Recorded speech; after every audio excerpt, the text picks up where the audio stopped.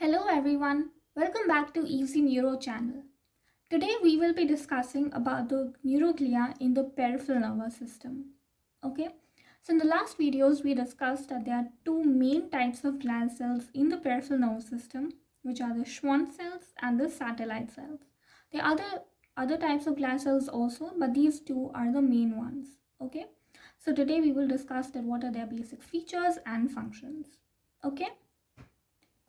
So firstly, Schwann cells, they're also known as neurolemocytes, alright, and they originate from the neural crest. Okay, so they originate from the neural crest of the embryo during the development, and they are basically of two types. Okay, so they are myelinating Schwann cells and they are non-myelinating Schwann cells. Okay, so what does that mean?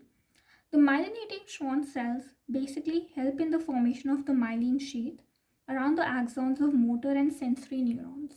Okay, so they help in the formation of the myelin sheath in the peripheral neurons, which are basically the motor and the sensory neurons. Whereas on the other hand, they're also non-myelinating axons. Okay, so there are also unmyelinated axons which are present. So what these Schwann cells do is that they help in providing support and cushioning to these unmyelinated axons. Okay, so they provide support to these unmyelinated axons, whereas on the other hand, the myelinating Schwann cells help in basically the myelination of the peripheral neurons. Okay, so the main functions of the Schwann cells, firstly again, is to provide myelination to the neurons of the peripheral nervous system. Okay, again they could be unmyelinated or myelinated, but those which are myelinated, that myelination of the peripheral neurons is provided by the Schwann cells. Okay, now a Schwann cell ensheaths only one axon. Okay, so one feature of the Schwann cell is that one Schwann cell will ensheath basically only one axon, will provide the myelin sheath to only one axon of the peripheral neurons. Okay, next they also have phagocytic activity. Okay, so they also basically act as phagocytes.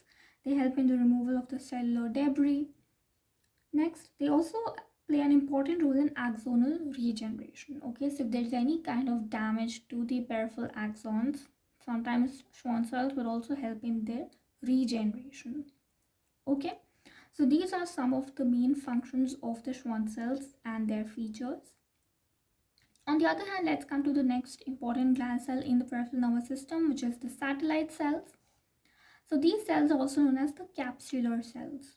Okay, they cover the surface of the neuronal cell bodies in the ganglia of the PNS. Okay, so ganglia is basically a collection, or you can say a cluster of cell bodies, and these satellite cells basically cover the surface of these neurons, their neuronal cell bodies in the peripheral nervous system. Okay, and these satellite cells are also originating from the neural crest. Okay, same as the Schwann cells. And what are their functions now? Firstly, they play an important role in modulating the PNS after injury or inflammation. Okay, so they help in basically recovering from the injury or inflammation, protecting the neurons. Okay, they also regulate the external chemical environment.